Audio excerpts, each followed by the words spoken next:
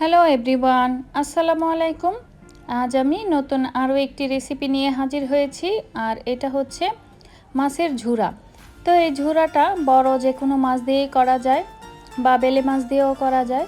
আজ আমি ঝুরাটা করার জন্য কাতলা মাছ নিয়েছি। তো এখানে একটা কড়াইয়ে মাছ দিয়ে আমি এখানে হলুদের গুঁড়া এবং সামান্য আদা রসুন বাটা দিয়ে দেব ও স্বাদ মতো লবণ দিয়ে মাছটাকে আমি খুব ভালো করে সেদ্ধ করে নেব। আপনারা চাইলে মাছটা সেদ্ধ না করে ভেজেও এই পদ্ধতিতে রান্না করতে পারেন।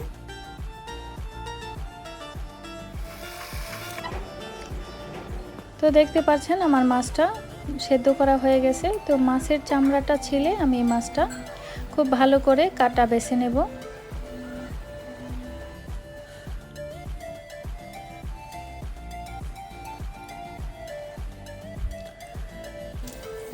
কাটা বাছা হয়ে গেলে একটা ফ্রাই প্যানে আমি রান্নার রেগুলার তেল দিয়ে দিব, আর এখানে কিছু পেঁয়াজ কুচি দিব। পেঁয়াজটা আমি একটু বেশি করেই নিয়েছি।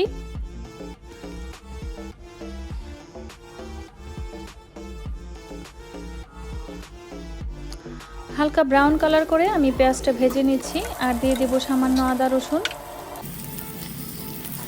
স্বাদ মতো লবণ, লাল মরিচের গুঁড়া, হলুদের গুঁড়া, জিরার গুঁড়া ও একটু ধনিয়ার গুঁড়া দিয়ে আমি সামান্য পানি দিয়ে মশলাটাকে খুব ভালো করে কষিয়ে নিচ্ছি।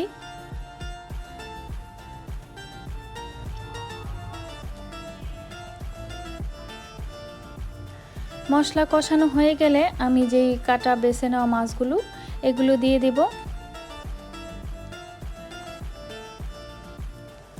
মাছটা ভালো করে মশলার সাথে আমি মিক্সড করে নেব।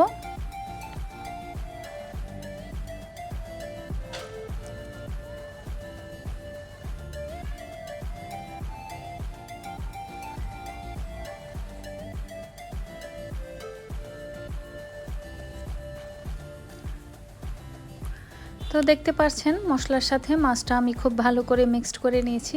এই পর্যায়ে আমি এখানে 2টা লেবু পাতা কেটে দিয়ে দেব এবং ধনিয়া পাতার কুচি ও কিছু কাঁচামরিচ দিয়ে দিয়েছি। এতে করে মাছের এই ফ্লেভারটা অনেক ভালো লাগবে খেতে।